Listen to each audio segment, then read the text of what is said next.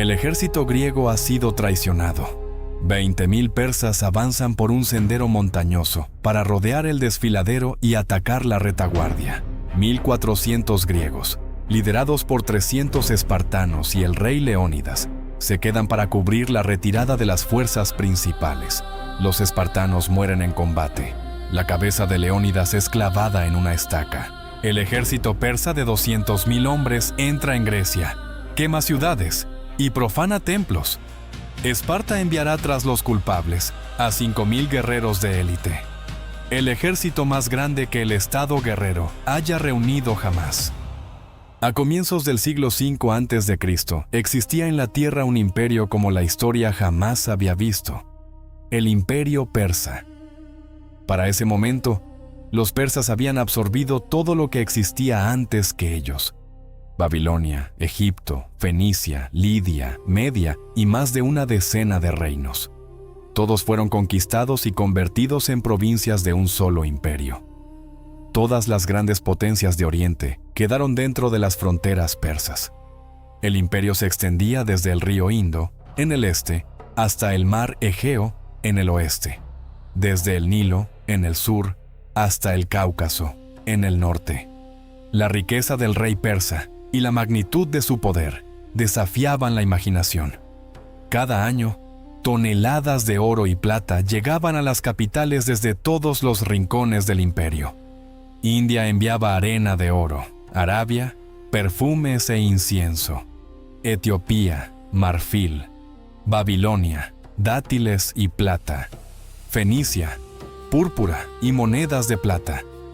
Los ingresos anuales del rey superaban 30 veces el presupuesto anual de toda Grecia. Y el ejército que había conquistado todo aquello era el mejor de la tierra. Su núcleo eran los 10.000 inmortales, la guardia personal del rey. Y a comienzos del siglo V, esta gigantesca maquinaria se puso en marcha. El rey persa Jerjes condujo a todos los pueblos y a toda la flota de Asia hacia Grecia. Heródoto escribe que el ejército de Jerjes contaba con 1.700.000 guerreros. Los historiadores modernos creen que entre 200.000 y 250.000 hombres marcharon hacia Grecia. Un ejército de una escala sin precedentes para aquella época. Además de la flota, alrededor de 1.200 naves provenientes de todas las provincias marítimas del imperio. El padre de Jerjes, Darío, ya había intentado conquistar a los griegos 10 años antes, pero una pequeña milicia ateniense derrotó a su ejército. Aquello fue una humillación para el imperio. Jerjes decidió terminar la obra de su padre y reunió un ejército muchas veces mayor. El ejército era tan enorme que resultaba imposible contarlo de manera normal. Heródoto describe una solución ingeniosa y sencilla. En una llanura colocaron apretadamente a 10.000 soldados y rodearon el espacio con una empalizada de madera. Después hicieron pasar a todo el ejército por aquel recinto, grupo tras grupo. Cada vez que el cercado se llenaba, significaba 10.000 hombres. Así, día tras día, contaron toda la infantería. Para trasladar aquella masa de Asia a Europa, Jerjes ordenó construir 2 puentes flotantes sobre el estrecho del Helesponto. Los barcos fueron unidos lado a lado, y sobre ellos colocaron una plataforma por la que podían cruzar la infantería y la caballería. El primer intento terminó en desastre. Una tormenta destruyó los puentes. Jerjes montó en cólera. Ordenó azotar el Helesponto con 300 latigazos y decapitó a los ingenieros. Los puentes fueron reconstruidos, esta vez más resistentes. Y durante 7 días y 7 noches, el ejército de Jerjes cruzó ininterrumpidamente hacia Europa. Y después, hizo algo que durante mucho tiempo los historiadores consideraron una invención de Heródoto. Jerjes temía que su flota repitiera el destino de la flota de su padre Darío. 12 años antes, cerca del cabo Athos, 300 naves y 20.000 marineros habían perecido. Los barcos simplemente fueron destrozados contra las rocas durante una tormenta. Aquel cabo era famoso por sus violentas tempestades, Y entonces Jerjes ordenó excavar un canal directamente a través de la península. Decenas de miles de trabajadores de todo el imperio cavaron una vía navegable tan ancha que 2 trirremes pudieran pasar en paralelo. Durante mucho tiempo el canal fue considerado una leyenda, pero en la década de 1990, los científicos confirmaron que el canal de la península del Monte Athos realmente existió. Tenía una longitud de 2 kilómetros, una profundidad de entre 3 y 15 metros y alcanzaba hasta 30 metros de ancho, suficiente para el paso de una gran flota. Con el tiempo, la construcción fue abandonada, se derrumbó y quedó cubierta por la vegetación. Hoy el lugar donde estaba el canal parece solo una pequeña depresión en el terreno. En la primavera del año 480 a.C., el ejército de Jerjes cruzó hacia Europa y avanzó por Tracia y Macedonia rumbo al sur, hacia Grecia. Todas aquellas tierras se sometían sin luchar. Los gobernantes locales salían ellos mismos al encuentro llevando regalos. Cuando el ejército persa se acercó a Grecia, Jerjes envió embajadores a todas las ciudades griegas excepto Atenas y Esparta, exigiendo tierra y agua, el antiguo símbolo de sumisión. Jerjes sabía que su padre Darío ya había enviado embajadores a Atenas y Esparta. En Atenas, los enviados persas fueron ejecutados. Junto con ellos también mataron al traductor por profanar la lengua griega al traducir la exigencia de sometimiento para los atenienses. Y en Esparta, los embajadores fueron arrojados a un pozo profundo mientras les gritaban: «Allí encontrarán toda la tierra y el agua que quieran». Pero a las demás ciudades los enviados de Jerjes sí llegaron, y allí fueron recibidos de una manera muy diferente. La mayoría de las polis griegas reconocieron la autoridad de Jerjes. Solo unas 30 ciudades decidieron resistir, encabezadas por Esparta y Atenas. Los griegos decidieron presentar batalla en un estrecho paso entre las montañas y el mar. Era el único camino por el cual un ejército podía entrar directamente en Grecia central. Ese lugar era el paso de las Termópilas. Las polis griegas reunieron alrededor de 7,000 hombres, pero lo más importante era cuántos guerreros enviaría Esparta. Y fue precisamente este sistema el que envió a 300 hombres a las Termópilas. El desfiladero era una estrecha franja de tierra entre la ladera empinada de la montaña por un lado y el golfo por el otro. En el punto más angosto, el paso tenía solo 15 metros de ancho. Allí, la superioridad numérica persa dejaba de importar. Solo podían pasar unos 10 hombres en fila. En agosto del año 480 a.C., el ejército persa llegó a las Termópilas. Jerjes, al ver un pequeño destacamento griego bloqueando el paso a su ejército de 200,000 hombres, no podía creer lo que veía. Según Heródoto, esperó varios días convencido de que los griegos huirían al ver semejante fuerza. Le llegaban informes de los exploradores. Antes de la batalla, los espartanos se ejercitaban tranquilamente bajo el sol y se peinaban el cabello. Peinarse era un antiguo ritual. Así se preparaban para la muerte. Jerjes envió un parlamentario exigiendo que entregaran las armas. Leónidas respondió con su famosa frase: «Ven y tómalas». El parlamentario amenazó diciendo que habría tantas flechas persas que taparían el sol. El espartano Dieneques respondió con calma: «Mejor aún, lucharemos a la sombra». Al quinto día, Jerjes ordenó atacar. En el primer día de batalla, Jerjes envió al desfiladero a los medos y a los cisios, guerreros de primera categoría pero al estilo persa, infantería ligera con lanzas cortas, escudos de mimbre y arcos. Avanzaron gritando, esperando que la ligera milicia griega huyera al primer embate. Pero frente a ellos no había milicianos. Frente a ellos estaba la falange de hoplitas. Un hoplita era un infante pesadamente armado, casco de bronce, coraza, grebas y, lo más importante, un gran escudo redondo, el hoplón, de casi 1 metro de diámetro, que protegía al guerrero desde la barbilla hasta los muslos. Detrás del escudo sobresalía una lanza de 2,5 metros de largo. y la falange era una formación cerrada de hoplitas en varias filas. El escudo de cada guerrero protegía tanto a él como al lado izquierdo del compañero de la derecha. Era un muro continuo e inexpugnable de bronce con lanzas sobresaliendo. 150 años después, Alejandro Magno perfeccionaría esta formación y con ella marcharía desde Grecia hasta la India. El Imperio Romano la copiaría. La falange se convertiría en la base de la ciencia militar de infantería durante los siguientes 2000 años. Y fue precisamente con la falange que los griegos recibieron a los persas en las Termópilas. Los medos irrumpieron en el paso y chocaron contra aquel muro. Sus lanzas cortas no alcanzaban a los griegos debido a la longitud de las lanzas hoplitas. Sus escudos de mimbre no resistían los golpes. Sus ligeras ropas de lino no protegían del hierro. Los espartanos apuñalaban metódicamente.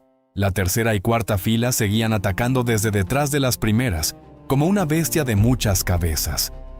Los medos morían por decenas, luego por cientos. Las primeras filas de medos yacían en el suelo. En su lugar, al grito de los oficiales, avanzaban los siguientes. Quienes intentaban retirarse chocaban contra los que empujaban desde atrás. Cuando los medos se agotaron, Jerjes lanzó a los cisios. La misma historia. Después, otros pueblos del imperio. Cada oleada se estrellaba contra el mismo muro de bronce. Los espartanos aplicaban su táctica característica, la retirada fingida. Comenzaban a retroceder, simulando que la falange se rompía. Los persas, al verlo, se lanzaban a la persecución y perdían la formación. Entonces los espartanos se daban vuelta de repente y cargaban al contraataque. La densa falange caía sobre la formación persa desorganizada y la matanza volvía a comenzar. Los griegos organizaron rotaciones. Los destacamentos cansados se retiraban para descansar, beber agua y comer. En su lugar entraban tropas frescas. Los persas no tenían esa posibilidad. Avanzaban en oleadas, y cada una era destruida casi por completo. Al caer la tarde del primer día, miles de persas yacían muertos en el desfiladero. Los griegos habían perdido apenas unos pocos hombres. Jerjes observaba la batalla desde un trono instalado sobre una elevación. Según Heródoto, se levantó de su trono 3 veces, horrorizado por lo que veía ocurrirle a su ejército. En el segundo día, Jerjes envió a los inmortales. Era la élite del ejército persa. 10.000 de los mejores guerreros del imperio. La unidad siempre contaba exactamente con 10.000 hombres. El lugar de cada muerto o herido era ocupado inmediatamente por otro guerrero. Por eso la unidad era llamada inmortal. Los guerreros llevaban adornos de oro en sus armas. Cada uno portaba una lanza con un remate de plata en la parte inferior del asta. Cuando marchaban a la guerra, detrás de ellos avanzaba un convoy con sirvientes, cocineros y concubinas. Los inmortales avanzaron hacia el desfiladero al sonido de trompetas y cuernos de guerra. Se detuvieron a distancia de tiro y abrieron fuego. Las flechas caían como una nube. Golpeaban los escudos hoplitas, los cascos, y a veces encontraban una abertura. Los griegos caían por primera vez en 2 días. Cuando los carcajes se vaciaron, los inmortales avanzaron al combate cuerpo a cuerpo en formación cerrada. Llegaron hasta la falange, y entonces ocurrió lo mismo que el día anterior. Sus lanzas medían 2 metros. Las griegas, 2,5 metros. Antes de alcanzar distancia de ataque, los espartanos golpeaban primero. Sus armaduras eran más ligeras, sus escudos más débiles. El muro de bronce no les permitía acercarse a una distancia desde la cual pudieran hacer algo. Durante todo el día los inmortales intentaron abrirse paso en el desfiladero y morían uno tras otro. Al anochecer comenzaron a retroceder. Nadie había visto jamás retirarse a los inmortales. Jerjes estaba furioso. 200.000 hombres. Y un puñado de griegos que estaba destruyendo metódicamente a sus mejores tropas una tras otra.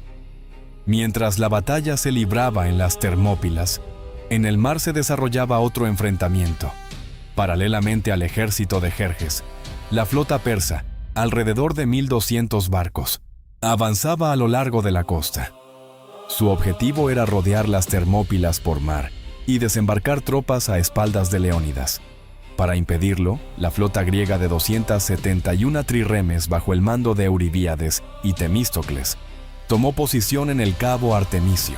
Y entonces ocurrió algo que los griegos consideraron una intervención de los dioses. La flota persa quedó atrapada en una tormenta. Duró 3 días y 3 noches. Los barcos eran arrancados de sus anclas y destrozados contra las rocas. Una cuarta parte de la flota persa fue destruida. Después de la tormenta comenzó una feroz batalla naval entre griegos y persas. Las trirremes se embestían lateralmente intentando abrir brechas y hundirse mutuamente. Cuando no podían ganar velocidad para embestir, utilizaban otra táctica: pasar rozando el barco enemigo y romperle los remos. Una nave con los remos destruidos quedaba indefensa, y entonces era abordada o una segunda trirreme la embestía y la hundía. En medio de los combates, los persas enviaron 200 barcos alrededor de la isla de Eubea para atacar la retaguardia griega. Pero aquella misma noche estalló una segunda tormenta. Los 200 barcos fueron lanzados contra las rocas. Mientras tanto, en tierra ocurrió un hecho que cambió el curso de toda la guerra. Un habitante local llegó al campamento persa. Su nombre era Efialtes. A cambio de una recompensa, reveló que en las montañas sobre las Termópilas existía un sendero que rodeaba el desfiladero y conducía a la retaguardia de la posición griega. Leónidas conocía aquel sendero. Había enviado a 1000 focidios, griegos locales, para custodiarlo, porque nadie creía que los persas pudieran descubrir esa ruta. Jerjes envió por el sendero a un destacamento de 20.000 hombres bajo el mando de Hidarnes, comandante de los inmortales. Marcharon toda la noche a través del bosque montañoso. Al amanecer, los exploradores persas llegaron al lugar donde estaban los focidios. Por un instante, Hidarnes dudó. Temió haberse encontrado con espartanos. Efialtes lo tranquilizó. No son espartanos. Entonces los persas lanzaron una lluvia de flechas. Los focidios, aterrorizados por la cantidad de enemigos, retrocedieron hacia la cima de una colina y se prepararon para defenderse. Hidarnes no perdió tiempo. Los rodeó y continuó avanzando. Los focidios enviaron a un corredor para advertir a Leónidas. El mensajero llegó al campamento espartano al amanecer del tercer día. Leónidas comprendió que la trampa se había cerrado y ordenó a la mayor parte de los contingentes griegos retirarse. La ley espartana prohibía retroceder. Solo existían la victoria o la muerte. Además, Leónidas entendía que, si todos se retiraban, la caballería persa alcanzaría y destruiría al ejército. Alguien debía contener a los persas. Leónidas permaneció con sus 300 hombres. Junto a él, también se quedaron voluntariamente 700 tespios. Y a 400 tebanos Leónidas los retuvo por la fuerza. Sabía que Tebas estaba dispuesta a pasarse al lado de Jerjes y temía que aquellos tebanos desertaran al enemigo en la primera oportunidad. Pero entonces ocurrió algo inesperado en el campamento espartano. 2 espartanos sufrían una grave enfermedad ocular, algo parecido a una conjuntivitis aguda que les hinchaba los ojos hasta impedirles abrirlos. Heródoto menciona sus nombres, Aristodemo y Eurito. Leónidas, al ver su estado, autorizó a ambos a abandonar el campamento y regresar a Esparta. Pero Eurito, al enterarse de la aproximación persa, ordenó a su esclavo que lo guiara de vuelta a la formación. Ciego y con la armadura completa, llegó tanteando hasta la falange y ocupó su lugar en la fila. El esclavo lo condujo hasta allí y huyó inmediatamente. Aristodemo, en cambio, abandonó el campamento y regresó a Esparta. Al amanecer del tercer día en las Termópilas, Leónidas condujo a su destacamento hacia una zona más amplia para matar a la mayor cantidad posible de enemigos antes de que los persas cerraran el cerco. Aquella mañana los griegos desayunaban y Leónidas, según Heródoto, les dijo: «Desayunen bien, porque cenaremos en el Hades». El ejército persa avanzó contra ellos. Los espartanos los recibieron con sus lanzas. Las largas doru atravesaban los escudos y los cuerpos persas. Pero los enemigos eran demasiados. Los astiles de las lanzas griegas se rompían contra las armaduras. Las puntas quedaban atrapadas en los cuerpos. Los espartanos desenvainaron sus espadas cortas, los sifos. La lucha se volvió cuerpo a cuerpo. Los espartanos apuñalaban con las espadas y se defendían con los escudos contra la multitud que los aplastaba. La sangre salpicaba el bronce. En la estrechez del combate, como escribe Heródoto, algunos espartanos llegaron a luchar con los puños y los dientes.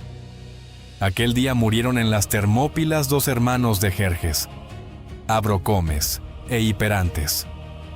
El ejército persa estaba desmoralizado. Los comandantes los empujaban hacia adelante con látigos. El espartano ciego Eurito murió en aquella batalla sin ver a ninguno de los hombres que mataba. También cayó el propio Leónidas.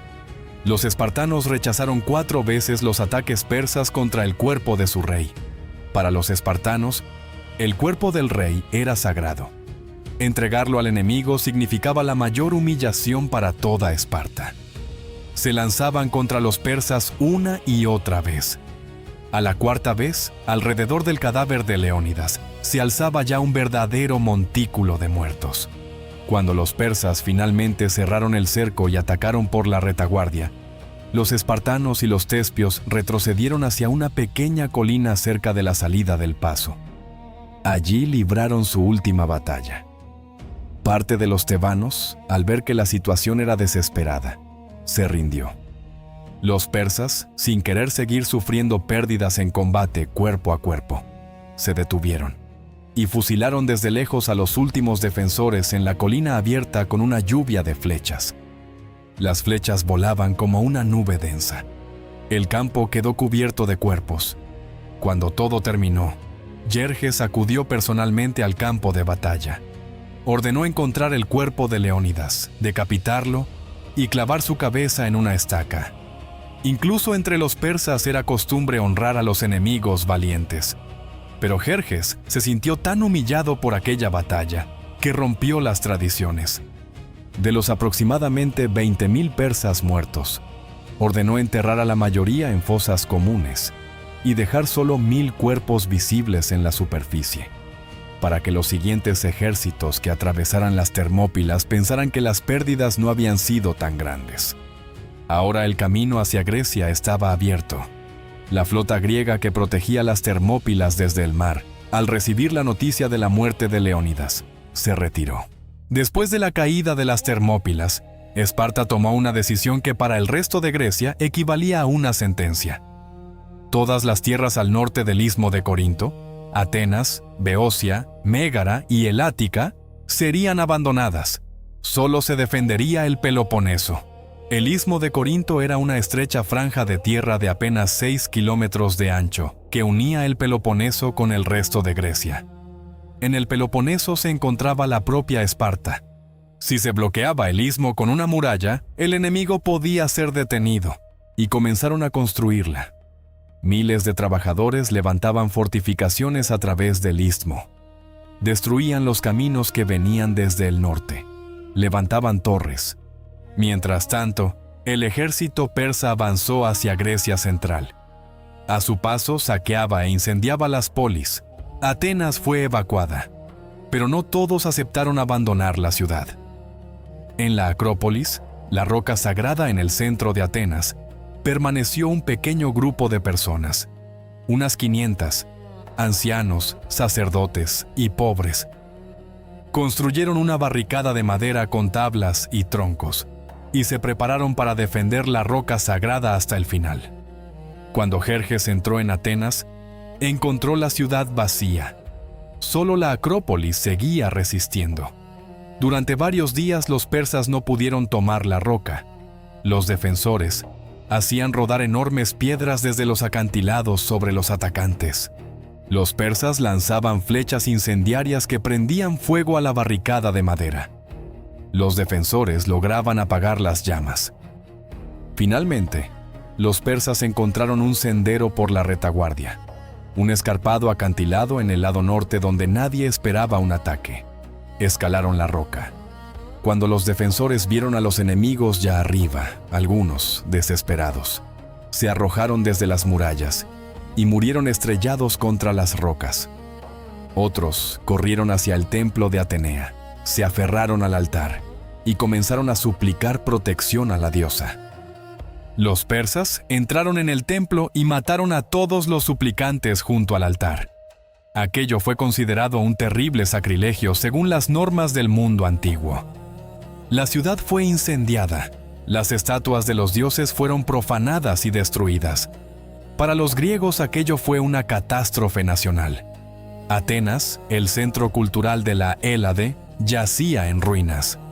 Mientras tanto, el almirante espartano Euribíades, comandante formal de la flota, exigía concentrar toda la armada griega junto al istmo de Corinto, para impedir que los persas embarcaran tropas y cruzaran al Peloponeso evitando la muralla. Pero el comandante ateniense Temístocles comprendía que, si la flota griega se concentraba cerca del istmo, la flota persa los aplastaría con su superioridad numérica.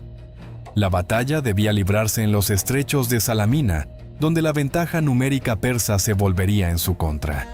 Entre los comandantes griegos estallaron violentas discusiones. A favor de concentrar la flota junto al istmo estaban los corintios, los sicionos y todos los demás polis situados en el Peloponeso. Cuando las negociaciones fracasaron, Temístocles recurrió al chantaje directo. La flota ateniense representaba 2/3 de todos los barcos griegos. Si los aliados se negaban a combatir en los estrechos de Salamina, los atenienses embarcarían a sus familias y partirían para fundar una nueva Atenas en Italia. Sin los atenienses, a los griegos solo les quedaría un pequeño puñado de barcos incapaces de hacer nada. Y solo entonces, los griegos aceptaron combatir en Salamina. Pero después Temístocles llevó a cabo una maniobra brillante. Envió a Jerjes a su esclavo persa llamado Sicino, con un mensaje secreto. Sicino transmitió al rey persa: «Mi señor Temístocles está de tu lado. Los griegos están en pánico y planean huir esta misma noche. Si quieres destruir su flota, cierra inmediatamente los estrechos. Hazlo y vencerás sin combatir». Jerjes le creyó. Envió una escuadra egipcia a rodear Salamina por el otro lado y ordenó al resto de los barcos bloquear ambas salidas del estrecho. Los remeros trabajaron toda la noche sin descanso para encerrar a los griegos. Al amanecer, los barcos persas ya estaban en las estrechas aguas de Salamina, en una posición donde su superioridad numérica se convertiría en una trampa y no en una ventaja. El propio Jerjes ordenó colocar para sí un trono de oro en el monte Egaleo, desde donde se abría una vista completa sobre la bahía. Quería observar personalmente cómo su flota destruía a aquellos insolentes griegos. Junto a él, se sentaron escribas encargados de anotar los nombres de los capitanes que se distinguieran especialmente en combate, para que el rey pudiera recompensarlos después. En la mañana del 28 de septiembre del año 480 a.C., más de 370 trirremes griegas se encontraban alineadas en el estrecho entre la isla de Salamina y el continente. La flota persa, el doble de numerosa, avanzó hacia ellas. Los griegos comenzaron la batalla fingiendo una retirada. Las primeras líneas de barcos griegos, al ver acercarse a los persas, comenzaron a remar hacia atrás. Los persas, convencidos de que los griegos estaban huyendo, se lanzaron hacia adelante y penetraron en el estrecho con todo su frente. Y entonces comenzó el caos.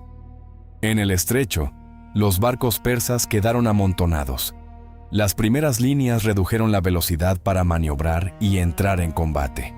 Las filas traseras, sin saber lo que ocurría delante, seguían empujando hacia adelante. Los barcos comenzaron a chocar entre sí. Los remos de unas naves se rompían contra los remos de otras. Los barcos fenicios, los mejores de la flota persa, quedaron atrapados entre los navíos jonios y egipcios sin posibilidad de maniobrar. Eso era exactamente lo que esperaban los griegos. Conocían cada corriente y cada banco de arena de aquellas aguas. Los capitanes fenicios, los mejores navegantes de su tiempo, se volvieron impotentes frente a costas desconocidas. Decenas de barcos persas se encallaron. Otros chocaron entre sí y perforaron los cascos de sus propios aliados. Ahora las trirremes griegas trabajaban a plena potencia. Un barco ateniense aceleraba, golpeaba con su espolón el costado de un navío persa atrapado. Una brecha bajo la línea de flotación, y el barco comenzaba a hundirse. El ateniense retrocedía remando, giraba y se dirigía hacia el siguiente objetivo, y luego hacia otro más. Cuando el espolón no bastaba, los barcos quedaban enganchados entre sí, y los hoplitas saltaban a las cubiertas enemigas. Griegos y persas chocaban en combate cuerpo a cuerpo. En uno de esos enfrentamientos, una trireme ateniense embistió la nave insignia de la flota persa, la trireme de Ariabignes, hermano de Jerjes. Ariabignes vio que su barco se hundía y se lanzó con sus guerreros sobre la cubierta de la nave ateniense. Los griegos los recibieron con lanzas. El hermano de Jerjes fue atravesado y arrojado al mar. Y en una de las escenas más famosas de la batalla, entró en combate Artemisia, reina de Halicarnaso y aliada de Jerjes. Su trireme quedó atrapada entre sus propios barcos. Para escapar de la persecución griega, embistió un navío persa aliado y lo hundió. Los griegos, al ver aquello, pensaron que Artemisia había cambiado de bando y dejaron en paz a su barco. Jerjes, observando desde la montaña, solo vio que ella había hundido una nave enemiga.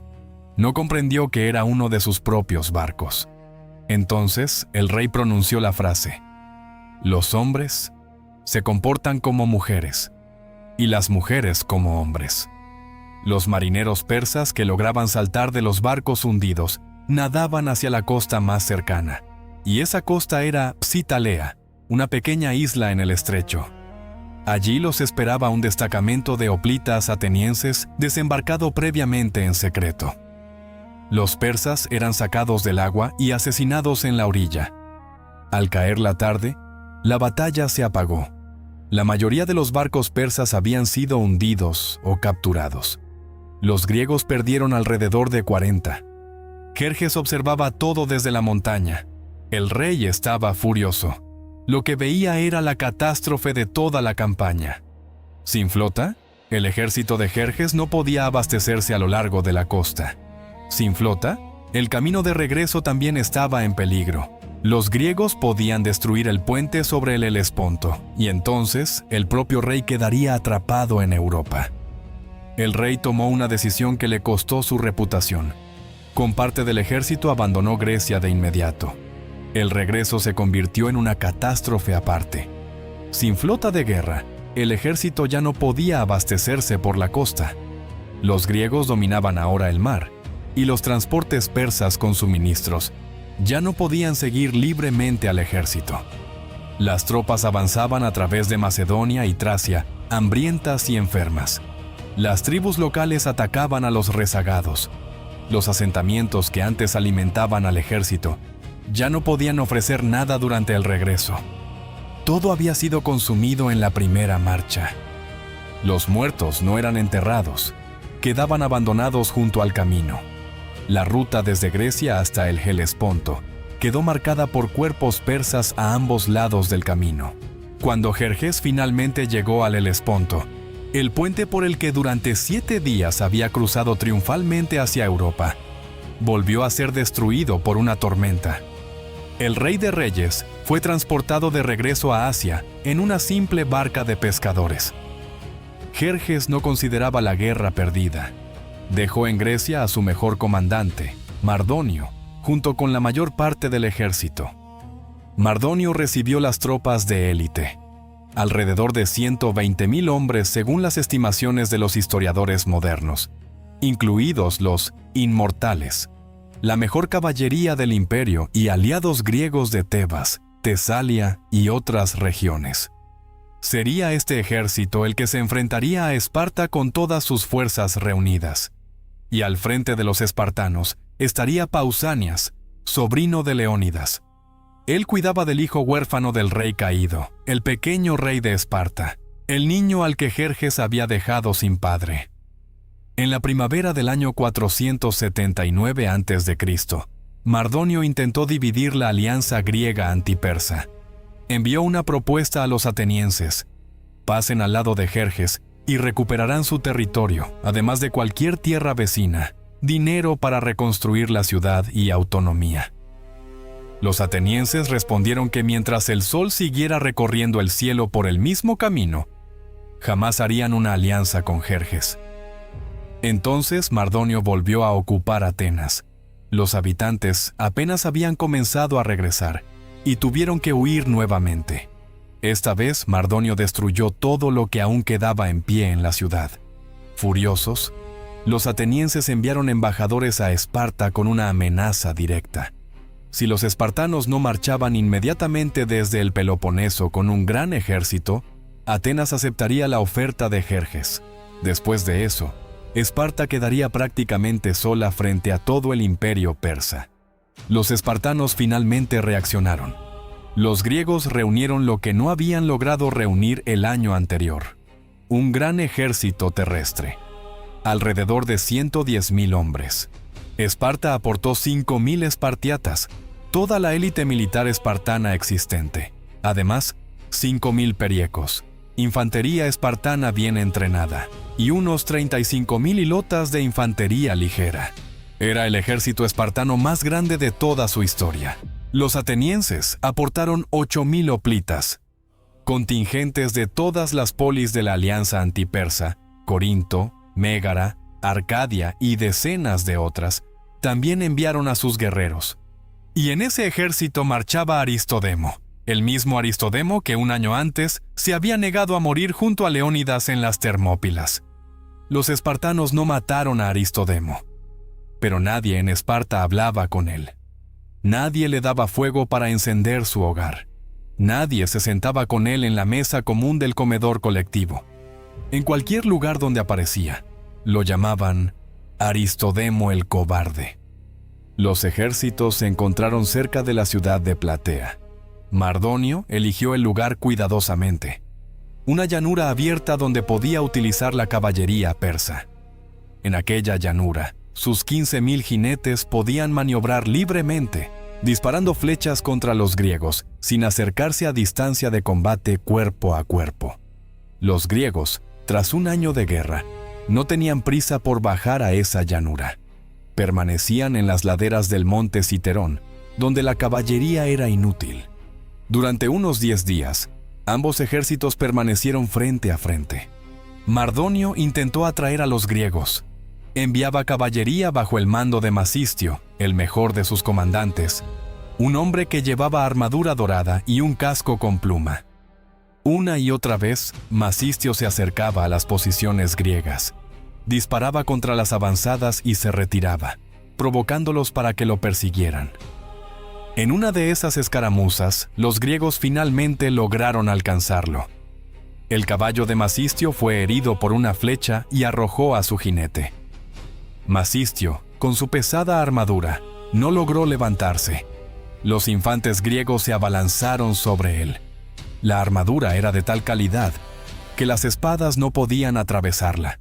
Entonces, un griego clavó la punta de su espada en la abertura del casco, en el ojo. Masistio murió en el acto. Los griegos le quitaron la armadura dorada y pasearon su cuerpo frente a su ejército. Eso elevó enormemente la moral. Entre los persas, en señal de duelo, los jinetes se cortaron el cabello y también las crines de los caballos. Fue un golpe serio para la moral del ejército persa. Pero Pausanias aún no daba la batalla decisiva.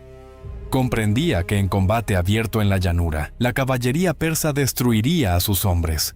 Esperaba. Mardonio, por su parte, comenzó a resolver el problema de otra manera. Envió la caballería contra los convoyes griegos. Los persas interceptaron un convoy de suministros que venía del Peloponeso hacia el ejército griego. 500 animales de carga y su escolta fueron aniquilados. Los griegos comenzaron a pasar hambre, y aún peor, los persas capturaron la fuente Gargafia, la única fuente confiable de agua para el ejército griego. Al principio simplemente permanecían allí y, con flechas, impedían que los griegos se acercaran. Después arrojaron cadáveres de animales en la fuente, envenenando el agua. Los griegos sufrían hambre y sed. Era imposible mantenerse así por mucho tiempo. Pausanias convocó un consejo y tomó una decisión difícil: trasladar las posiciones durante la noche más cerca de Platea, hacia las fuentes de agua. Y entonces ocurrió algo que casi destruyó al ejército griego. Los contingentes aliados situados en el centro de la posición griega, al enterarse de la orden de retirada, la interpretaron demasiado literalmente. Corrieron hacia Platea casi a la fuga, en completo desorden, temiendo que los persas los alcanzaran. Los espartanos, en cambio, decidieron retirarse lentamente y en formación. Pero Amonfareto, comandante de un destacamento entero, se negó rotundamente a obedecer la orden. Dijo que los espartanos no retrocedían. Gritaba que no se movería del lugar. Hora tras hora, Pausanias discutía con aquel obstinado. El tiempo pasaba, el amanecer se acercaba. Al final, los espartanos comenzaron a retirarse de sus posiciones ya al amanecer. Algunos destacamentos partieron primero, otros seguían discutiendo y el resto permanecía inmóvil. El contingente ateniense, al ver que los espartanos no se retiraban, también se retrasó. Cuando salió el sol, el ejército griego estaba dividido en 3 partes. Los aliados estaban junto a Platea, los atenienses a mitad de camino, los espartanos y tegeatas aún más atrás, separados de los atenienses por colinas. Y en ese momento la exploración persa descubrió que el campamento griego estaba vacío. Mardonio decidió que los griegos estaban huyendo. Lanzó a todo su ejército en persecución. El contingente espartano de Pausanias, 5.000 hoplitas, más los tegeatas y parte de los atenienses, se convirtió en el objetivo más cercano para los persas. Mardonio llevó las principales fuerzas persas directamente contra ellos. Los arqueros persas colocaron en el suelo sus escudos de mimbre, formando una muralla, y desde detrás de ella comenzaron a cubrir a los espartanos con flechas. Los espartanos permanecían firmes, protegidos por sus escudos, sin moverse. Pausanias realizaba sacrificios, y su sacerdote no obtenía presagios favorables. Según la ley espartana, sin presagios favorables no podía comenzarse la batalla. Las flechas volaban por cientos, los hoplitas caían. Los tegeatas, situados a la derecha de los espartanos, no resistieron más y lanzaron el ataque sin órdenes. Los espartanos seguían inmóviles. Ese fue el momento que decidió el resultado de toda la batalla. Si Pausanias hubiera esperado un poco más, las flechas persas habrían destrozado al contingente espartano antes de que pudiera entrar en combate cuerpo a cuerpo. Finalmente, los presagios se volvieron favorables. Pausanias dio la orden. La falange espartana avanzó, 5.000 hombres, escudos de bronce unidos, capas rojas, largas lanzas apuntando hacia adelante. Según la costumbre espartana, la formación avanzaba al sonido de las flautas. Los flautistas marcaban el ritmo de los pasos para que la línea no se deshiciera. Los persas permanecían detrás de la muralla de escudos de mimbre clavados en la tierra. Los arqueros disparaban desde detrás de la barrera. Los hoplitas se cubrían con sus escudos y seguían avanzando sin detenerse.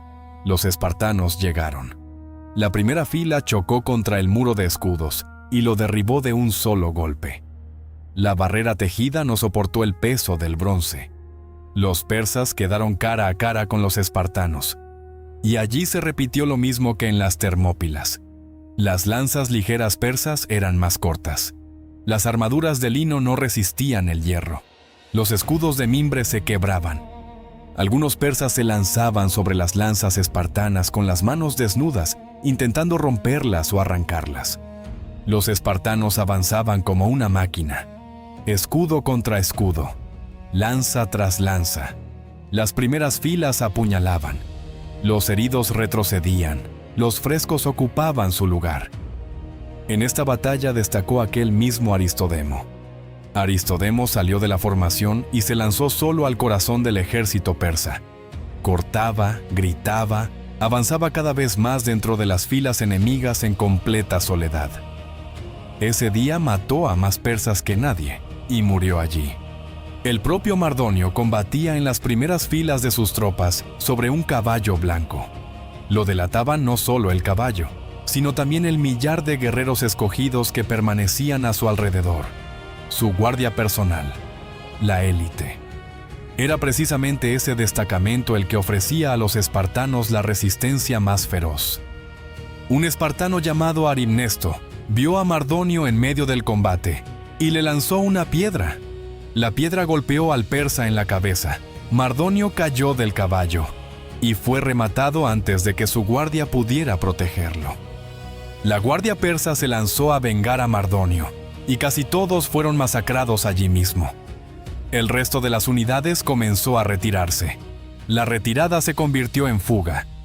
Mientras tanto, en el flanco izquierdo, los atenienses se enfrentaron a los aliados griegos de Persia, los tebanos. Aquella misma Tebas cuyos 400 hombres habían traicionado a Leónidas en las Termópilas, ahora luchaba por la causa persa contra sus propios compatriotas.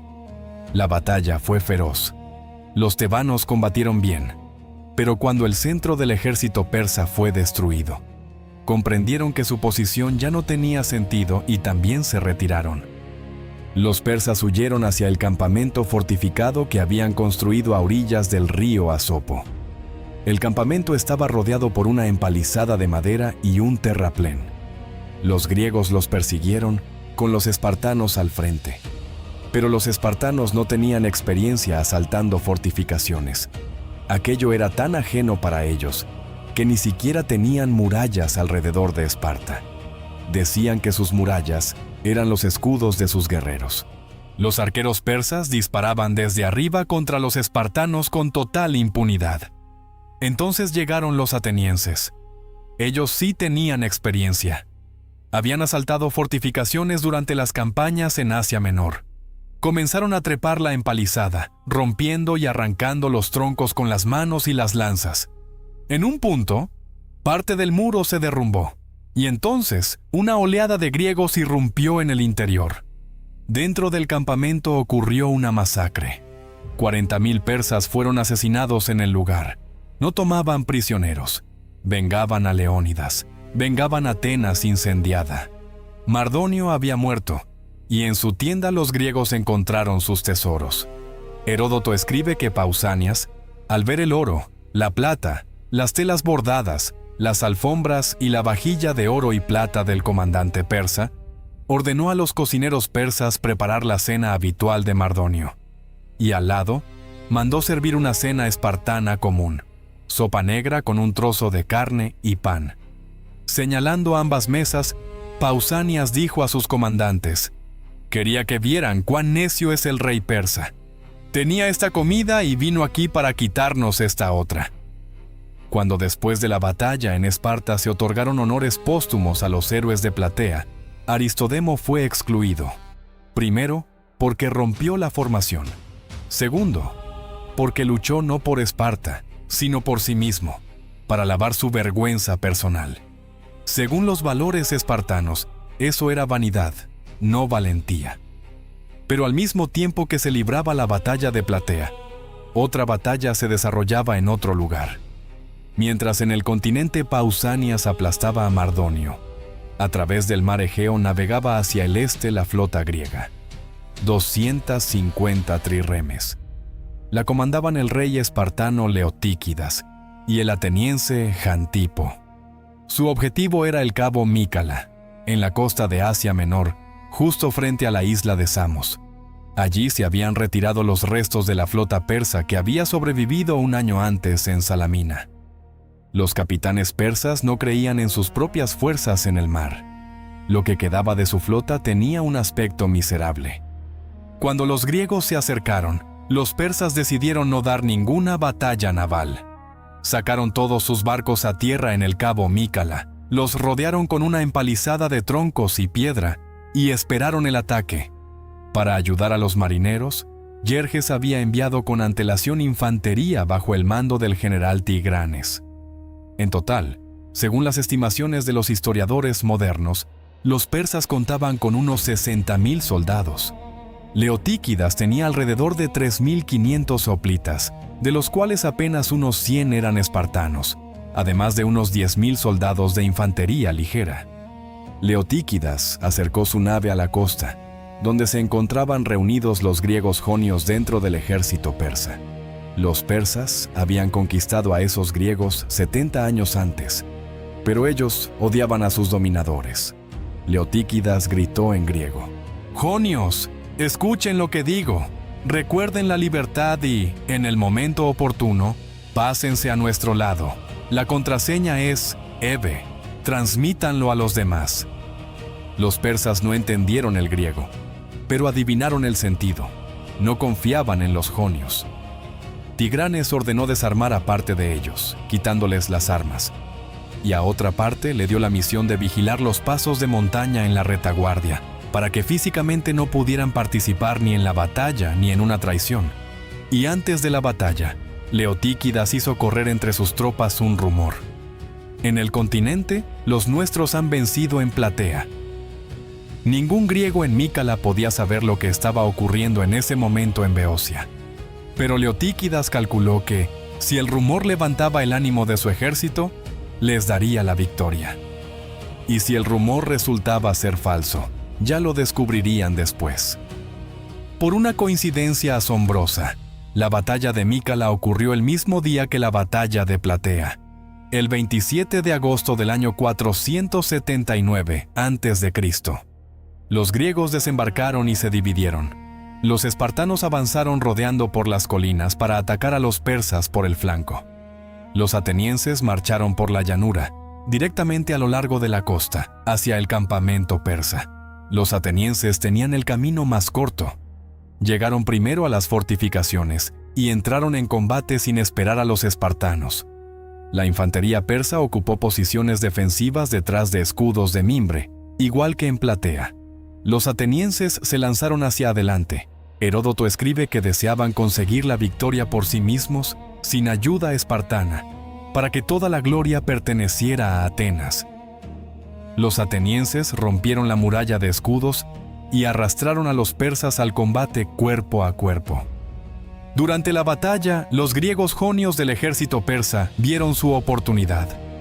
Los jonios, a quienes les habían quitado las armas, se lanzaron con las manos desnudas sobre los depósitos persas. Los saquearon, tomaron espadas y lanzas, y las volvieron contra los persas. Comenzó una carnicería. Tigranes murió en medio de aquel caos. El comandante de la flota, Mardontes, murió poco después. Y entonces, desde las colinas, descendieron 100 espartanos. Los restos del ejército persa que aún resistían, vieron los escudos espartanos y huyeron. Una parte corrió hacia las montañas. Otra se refugió en el campamento fortificado donde estaban los barcos sacados a tierra. Los griegos irrumpieron en el campamento. Los barcos fueron incendiados. Los persas que huían a través de las montañas se toparon con los jonios que Tigranes había enviado a vigilar los pasos. Los jonios, al enterarse de la victoria griega, no dejaron pasar a sus antiguos amos. Comenzaron a dirigir a los fugitivos hacia senderos falsos, llevándolos a callejones sin salida, y allí los mataban. Ese día, en Mícala, murieron alrededor de 40.000 persas. En un solo día, en 2 orillas del mar Egeo, terminó la invasión de Jerjes. El ejército terrestre fue aplastado en Platea. La flota fue quemada en Mícala. La presencia persa en Grecia había terminado. El ejército reunido por primera vez en la historia a semejante escala había sido destruido. Atenas fue reconstruida. En el lugar de la Acrópolis incendiada se levantó el Partenón, comenzó la Edad de Oro de Grecia, la era de Pericles, Fidias, Sófocles, Platón y Sócrates. A Efialtes, el traidor de las Termópilas, Esparta lo declaró fuera de la ley. Algunos años después murió en una pelea casual. Sobre la fosa común de las Termópilas colocaron un epitafio: Viajero, ve y di a los espartanos que aquí yacemos, fieles a sus leyes. Y 150 años más tarde, un joven rey macedonio llamado Alejandro recorrería el camino inverso, de Grecia hacia Persia, y borraría al imperio persa de la faz de la tierra. Si te ha gustado el video, apóyalo con un me gusta y una suscripción.